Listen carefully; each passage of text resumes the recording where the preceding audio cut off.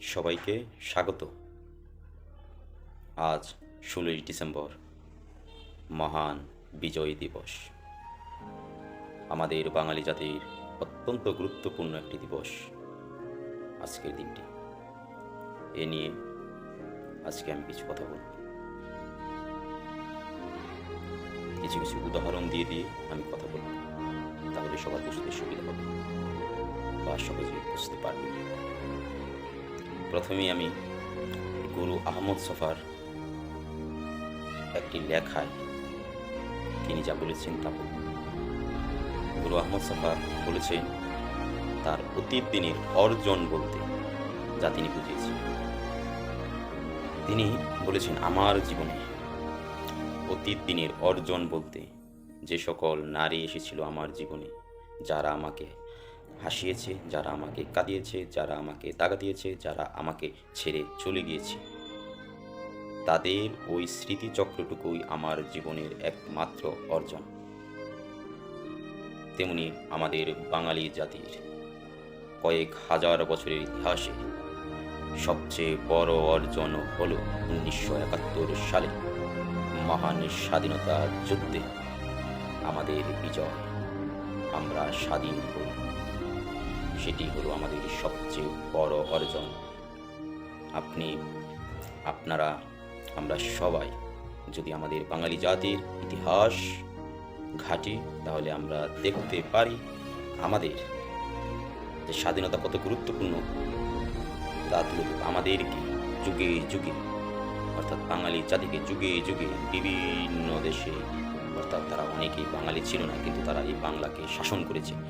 আমরা অনেকটা পরাধীনতার চাদরে ঢেকেছিলাম, অথবা আমরা গোলামি করতে হয়েছে আমাদের, অথবা আমাদের শোষণ করেছি।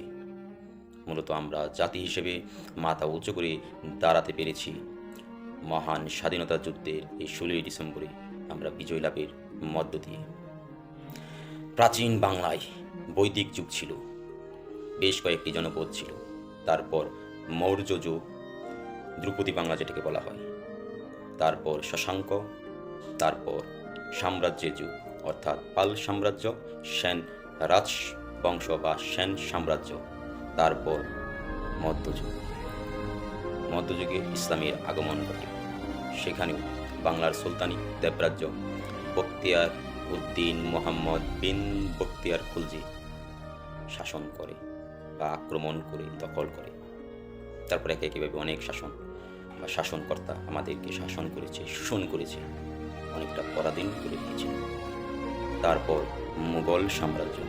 মুঘলরাও এই বাংলার ছিল না বা ভারতীয় উপমহাদেশের ছিল না, তারাও অন্য দেশ থেকে এসেছিল। তারাও আমাদের কয়েকশো বছর শাসন করেছে। নবাব, বাংলার নবাব ছিল, ১২ ভূঁইয়া, অনেকেই ছিল, কিন্তু মূল ক্ষমতা তো মুঘল হাতে ছিল। আমাদের যতই বলা হোক স্বাধীন সুলতান শাসন ইত্যাদি যাই বলা হোক, মূলত আমরা বিদেশি শাসকদের আমরা শোষিত হয়েছি তাদের নিকটে। তারপর তো আমরা সবাই জানি নবাব সিরাজউদ্দৌলার পরাজয়ের পর তারপর ব্রিটিশ সাম্রাজ্য, যদিও তারা আগে থেকেই ছিল, কিন্তু তারা এসেছিল ব্যবসায়িক খাতিরে ব্যবসা করতে। কিন্তু তারা সুযোগ সন্ধানী ছিল, তাদের সাম্রাজ্য বিস্তারের উদ্দেশ্যে মূলত ব্যবসাকে নিয়ে তারা ব্যবসায়িক কথা বলে তারা ঢুকেছিল। তারপর প্রায় ২০০ বছর ব্রিটিশরা আমাদেরকে গোলাম করে রেখেছিল, যদিও তারা আমাদের শিক্ষা বিস্তারে অনেক সহযোগিতা করেছিল বা অনেক প্রতিষ্ঠান করেছিল, কিন্তু তো স্বাধীন ছিলাম না, কারণ স্বাধীনতা থেকে তো বড় কিছু নেই।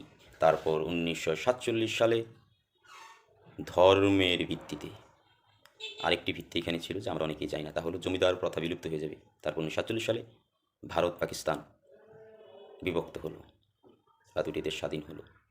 আমরা পূর্ব পাকিস্তান, আর বর্তমান পাকিস্তান ছিল পশ্চিম পাকিস্তান। তারপরের ২৩ বছর কত শোষণ করেছে এই বর্বর পাকিস্তানিরা আমাদেরকে।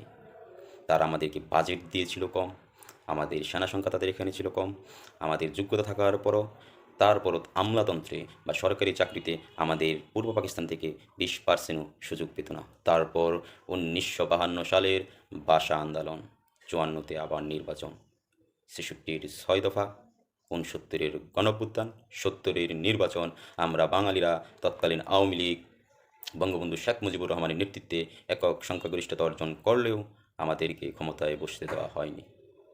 তারপরের ঘটনা তো আমরা কম বেশি সবাই জানি। দীর্ঘ ৯ মাস রক্তক্ষয়ী যুদ্ধে পাক হানাদার বাহিনী, হিংস্র দানব বর্বর পাকিস্তানিরা আমাদের উপর গণহত্যা চালিয়েছে ২৫শে মার্চ মধ্যরাতে, সেই কালো রাত্রে। আমি আমার বক্তব্যে আমি গভীর শ্রদ্ধার সাথে স্মরণ করছি আমাদের মহান স্বাধীনতা যুদ্ধের যে সকল বীর শহীদদের আত্মত্যাগের বিনিময়ে আমরা পেয়েছি এই লাল সবুজের পতাকা। আমরা বিশ্বের বুকে মাথা উঁচু করে দাঁড়িয়েছি। বিশ্বের বুকে জন্ম নিয়েছিল একটি স্বাধীন সার্বভৌম বাংলাদেশ। আমি আরও গভীর শ্রদ্ধার সাথে স্মরণ করছি আমাদের কয়েক লক্ষ মা বোন ইজ্জত দিয়েছিল, ইজ্জত দিতে বাধ্য হয়েছিল। সেসব আমার মা বোনদের গভীর শ্রদ্ধার সাথে স্মরণ করছি। আমি সম্মান জানাচ্ছি তাদেরকে, সেই সব সূর্য সৈনিক বা সূর্য সন্তান, জাতির সূর্য সন্তান, জীবিত কিংবদন্তি বীর মুক্তিযোদ্ধাদেরকে, যারা এখনও বেঁচে আছে সেই সকল বীর মুক্তিযোদ্ধাদেরকে আমি সম্মান ও আমার সালাম জানাই। সাথে সাথে তাদের দীর্ঘায়ু ও সুস্থতা কামনা করছি। আমাদের দীর্ঘ ৯ মাস যুদ্ধ হয়েছে ঠিক, কিন্তু এই যুদ্ধের সূত্রপাত সেই ৪৭-এর পরপরই, সেই ভাষা আন্দোলন থেকেই, ১৯৫২-এর ভাষা আন্দোলন থেকেই। আমি এখন মূলত আমি ৪ জন নেতারকে স্পেশালভাবে আমি শ্রদ্ধা জানাবো। ২ জন নেতাকে আমরা সবাই চিনি জানি, যেহেতু বড় দুটি দলের ২ জন নেতা। আমি কোনো সুবিধা পাওয়ার জন্য বা ভবিষ্যতে সুবিধা পাবো বলে এর জন্য আমি তাদেরকে স্মরণ করছি না। আমি মূলত তাদেরকে স্মরণ করব, তাদের কথা আমি কিছু বলবো, তা মূলত আমি ইতিহাসের ক্ষুদ্র পাঠক হিসেবে আমি বলবো।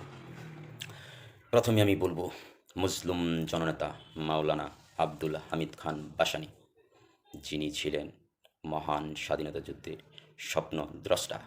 সেই ১৯৫৭ সালে একটি বক্তব্যে তিনি বলেছিলেন, হে পাকিস্তানিরা, তোমরা আমাদের অধিকার আমাদেরকে ফিরিয়ে দাও, নওতবা ওয়ালাইকুম আসসালাম। সেটাই ছিল মূলত যে আমরা আলাদা রাষ্ট্র গঠন করব, সেটারই ইঙ্গিত। যদিও যুদ্ধের আগে মাওলানা ভাসানীর বয়স ছিল প্রায় ৯০ ছুঁই ছুঁই, তারপরও তিনি তৎকালীন মুজিবনগর সরকারের অন্যতম উপদেষ্টা হিসেবে দায়িত্ব পালন করেছেন। তারপর আমি দ্বিতীয় যেজনের নাম নেব, তিনি হচ্ছেন বঙ্গবন্ধু শেখ মুজিবুর রহমান, মহান স্বাধীনতার স্থপতি। তিনি ছিলেন রাজনৈতিক কবি। তার ভাষণে বাঙালি জাতির উজ্জীবিত হয়েছিল, স্বাধীনতার স্বপ্ন দেখেছিল, ইভেন স্বাধীন হতেও পেরেছিল। নেতা মুজিব নিয়ে কেউ কোনো প্রশ্ন তুলতে পারবে না। প্রশ্ন তারাই তুলবে যারা ইতিহাস জানে না, অথবা রাজনৈতিক প্রতিহিংসা যাদের মনে ভর করেছে, তারাই নেতা মুজিবের তিনি নানান কথা বলবে। মুজিব এমন একজন নেতা ছিলেন, যদিও সে সেই টুঙ্গিপাড়া থেকে এসেছে, কিন্তু ধীরে ধীরে সে হয়ে উঠেছে মুজিব ভাই। তার অবিচল নেতৃত্বে তারপর হয়ে উঠেছে বঙ্গবন্ধু। শেখ মুজিবুর রহমান যখন ছিলেন মহান স্বাধীনতার যুদ্ধের আগে, ২৫শে মার্চের আগে, তিনি ছিলেন তৎকালীন সময়ে বাঙালি জাতির স্বাধীনতার স্থপতি। স্বাধীনতা তার নেতৃত্বে হবে সেটাই বাঙালিরা ভেবেছিল। তিনি বলেছিলেন, এবারের সংগ্রাম আমাদের স্বাধীনতার সংগ্রাম, এবারের সংগ্রাম আমাদের মুক্তির সংগ্রাম। সেই ৭ই মার্চের ভাষণ বিশ্ব রাজনৈতিক ইতিহাসে বা স্বাধীনতা সংগ্রামে একটি ঐতিহাসিক ভাষণ। এটা এটা আমাদের মানতেই হবে। এটা এই বর্তমান বঙ্গবন্ধুর কন্যা ক্ষমতায় বলে আমাদের মানতে হবে তা না। ইতিহাসের আলোকে, ইতিহাস পাঠ করলে যদি আমরা সঠিক ইতিহাস জানি, তাহলে এটা আমাদের মানতেই হবে। রাজনীতিকের জায়গা, কিন্তু আমাদের ইতিহাস ইতিহাসের জায়গা, আমাদের সঠিক ইতিহাস জানতে হবে।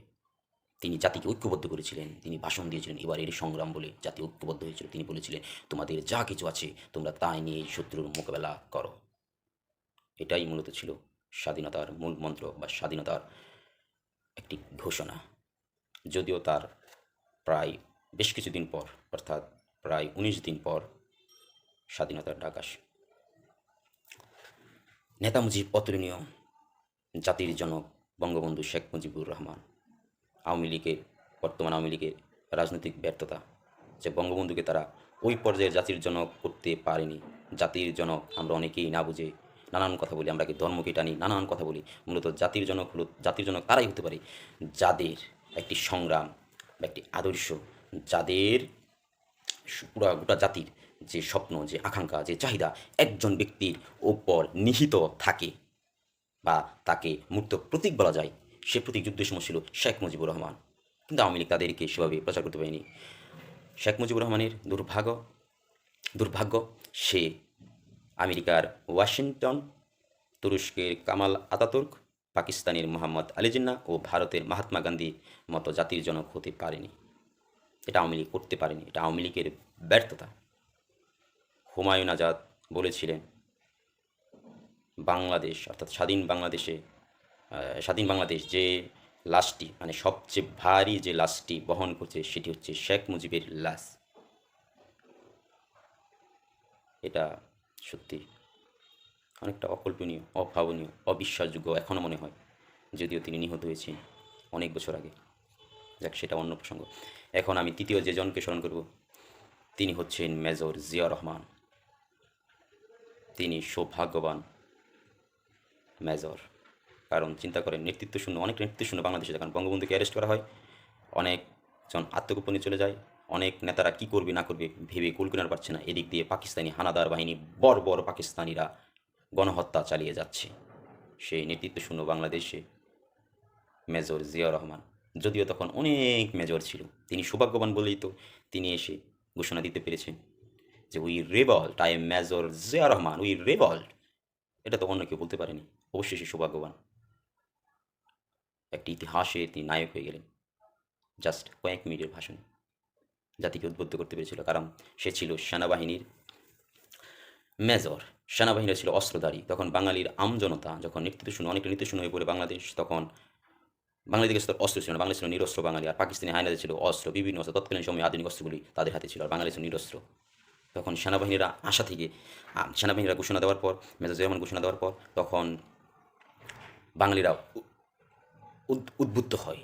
তারা বুঝতে পারে যে আমরা সংখ্যা বাড়তে থাকি, আমাদের অস্ত্র আছে, যেহেতু বাঙালি সেনাবাহিনী আমাদের সাথে আছে, অস্ত্রধারীরা আমাদের সাথে আছে, অর্থাৎ শত্রুর মোকাবেলা করতে পারব।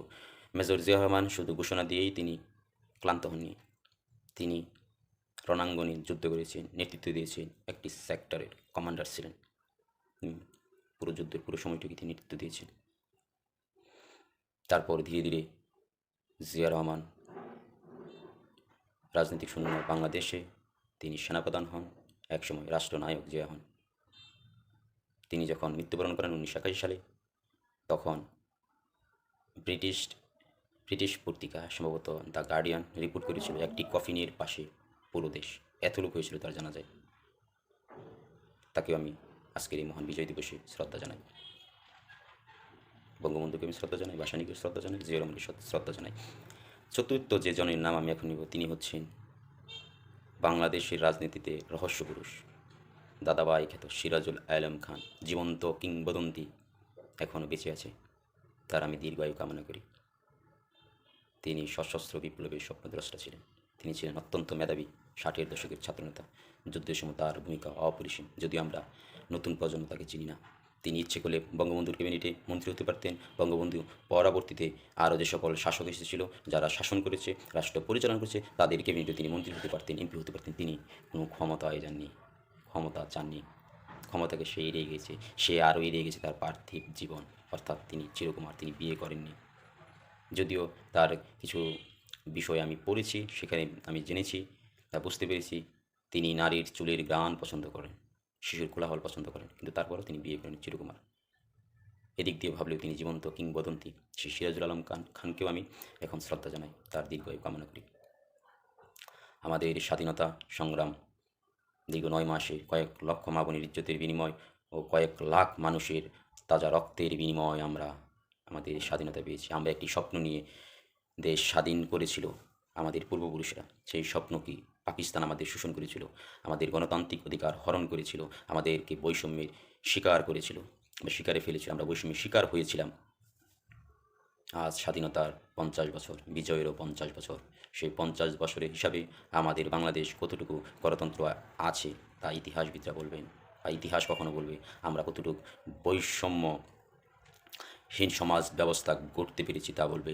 সাম্য, সামাজিক ন্যায় বিচার, ইনসাফ, এগুলি আমাদের মূল মন্ত্র ছিল স্বাধীনতা, সেগুলি কতটুকু বাস্তবায়ন হয়েছে তা একদিন ইতিহাস বলবে। পাকিস্তান বিরোধিতা করা কিংবা গলায় পতাকা পেঁচানো বা স্বাধীনতার কথা বললেই স্বাধীনতা যুদ্ধের বীর মুক্তিযোদ্ধা বা শহীদদের স্বপ্ন বাস্তবায়ন হয় না। এই পতাকা আমি গলায় পড়েছি তাই বলে আমি দেশপ্রেমিক হয়ে গেলাম না। দেশপ্রেমিক হতে হলে আমাকে সত্য বলতে হবে, আমাকে অন্যায়ের বিরুদ্ধে প্রতিবাদ করতে হবে, আমাকে গণতান্ত্রিক মানুষকে লোক হতে হবে, আমাকে মানবতাবাদী হতে হবে। তারপরেই তো আমাদের দেশ এগিয়ে যাবে। প্রতিহিংসা দূর করতে হবে, বৈষম্য করা যাবে না, সাম্য করতে হবে। তবেই আমাদের দেশ সোনার বাংলাদেশ হবে। আমাদের দেশ মুক্তিযোদ্ধাদের স্বপ্নের বাংলাদেশ হবে। আমি আমার বক্তব্যের শেষ পর্যায়ে এসেছি। এখন আমি আর কয়েকটি কথা বলে আমার বক্তব্য শেষ করব। বক্তব্যটি দীর্ঘ হয়ে গেল। আমাদের মুক্তিযুদ্ধের চেতনা ছিল, সেই চেতনা আমাদের বাংলাদেশে বাস্তবায়ন করতে হবে। আমাদের এটাই হইল শপথ। দল মত নির্বিশেষে যার যে ভূমিকা ছিল মহান যুদ্ধে, মহান স্বাধীনতা যুদ্ধে যে ভূমিকা রেখেছিল, যে ভূমিকা পালন করেছিল, তাদেরকে আমাদের স্বীকৃতি দিতে হবে। আজ রাজনৈতিক প্রতিহিংসায় একে অপরকে দোষারোপ করে, একে অপরেরকে রাজাকার বলে, অথচ তারা বীর মুক্তিযোদ্ধা। একে অপরকে চর বলে, পাকিস্তানি চর বলে, ভারতের দালাল বলে, এসব চলবে না। স্বাধীন বাংলাদেশে যার যতটুকু অর্জন তাকে ততটুকুই মর্যাদা আমাদের দিতে হবে। তবেই আমাদের স্বাধীন বাংলাদেশ সত্যিকারের স্বাধীন বাংলাদেশ হবে। ধন্যবাদ সবাইকে। সেই সাথে 50তম মহান বিজয় দিবসের শুভেচ্ছা জানাচ্ছি সবাইকে। মহান বিজয় দিবসের শুভেচ্ছা আমার ব্যক্তিগত পক্ষ থেকে। ধন্যবাদ সবাইকে।